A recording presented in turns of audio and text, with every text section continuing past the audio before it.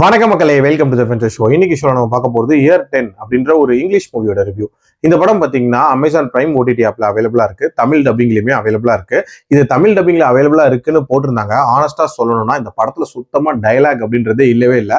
அப்புறம் என்ன டப்பிங் பண்ணியிருக்காங்க அப்படின்ற ஒரு கேள்வி இருக்கதான் செய்யுது. இந்த கதை ஒரு வித்தியாசமான டிஸ்டோபியன் வேர்ல்ட்ல நடக்கிற மாதிரி காட்டியிருப்பாங்க.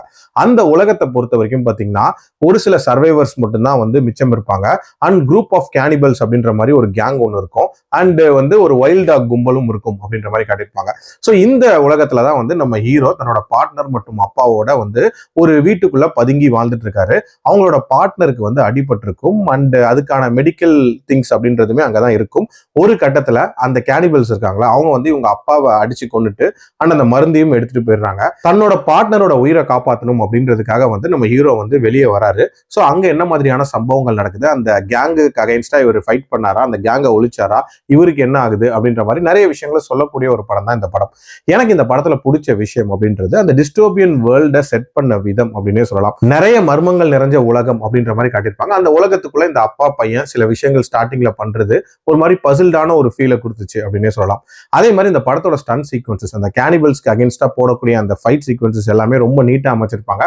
அதுலயும் அந்த கிளைமேக்ஸ்ல வரக்கூடிய ஃபைட் அப்படின்றதெல்லாம் ரொம்பவே அல்டிமேட்டா இருந்துச்சு. ஆல்சோ இந்த கதையில அந்த வைல்ட் டாக்ஸ் அட்டாக் பண்ணக்கூடிய அந்த காட்சி, அது ரிலேட்டடான சீக்வன்சஸ் அப்படின்றதுமே ஒரு மாதிரி இன்ட்ரெஸ்டிங்கா போச்சு. அதே மாதிரி இந்த படத்துல ஒரு மாதிரி எக்ஸ்ட்ரீமான சர்வைவல் மோட்ல எல்லாருமே இருக்கிற மாதிரி காட்டியிருப்பாங்க. யாருக்கும் பேசிக் ஹியூமனிட்டி கூட இல்லாத மாதிரியான நபர்களா இருக்கிற மாதிரி காட்டியிருப்பாங்க, ஹீரோ உட்பட. இன்ஃபேக்ட் ஹீரோ பண்ணக்கூடிய சில விஷயங்களும் அந்த மாதிரி தான் இருக்கும் அப்படின்ற மாதிரி இருக்கும். அது கொஞ்சம் யதார்த்தமாவே இருந்துச்சு.